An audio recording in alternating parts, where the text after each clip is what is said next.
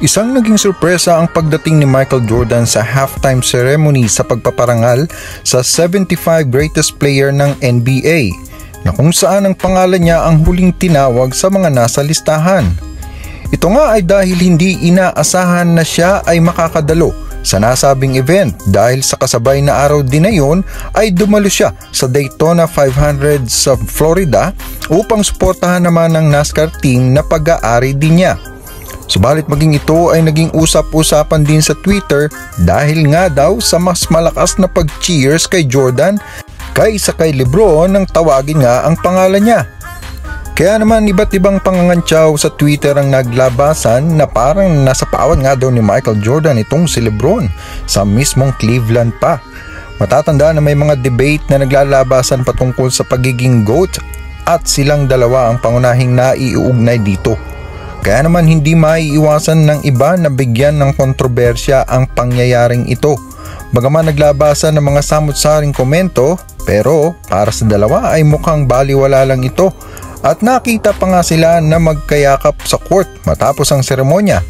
Kaya naman ang tanong ay sinapawan nga ba talaga ni Jordan si LeBron?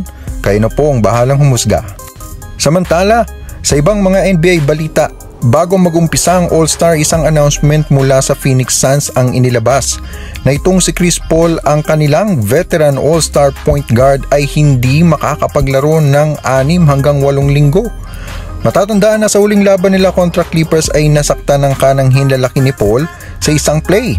Ang playoffs ay humigit kumulang nga na 7 linggo na lang mula ngayon, kaya isang mabigat na balita ito para sa Phoenix Suns. Si Paul ay nag-average ng 14.9 points, 4.5 rebounds at 10.7 assists. Ang 10.7 assists per game niya na best record sa liga ang patunay kung bakit malaki ang ginagampanan ni Chris Paul pagdating sa pagmamaniobra ng opensa ng Suns.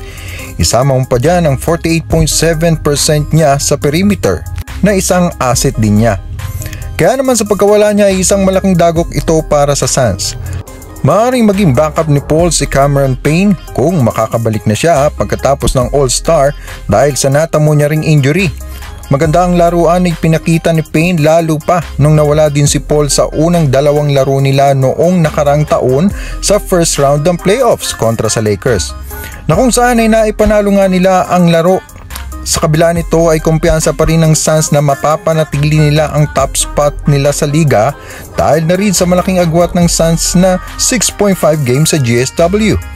Inaasahan na maaaring makabalik si Chris Paul sa pag-uumpisa ng playoffs, pero depende pa rin yan sa magiging evaluation sa kanya plus conditioning para makabalik ang dating laruan niya. Sa bago pa lang sa ating channel ay huwag nating kalimutang mag-subscribe at i-hit ang notification bell para sa mga more NBA updates. Maraming salamat po.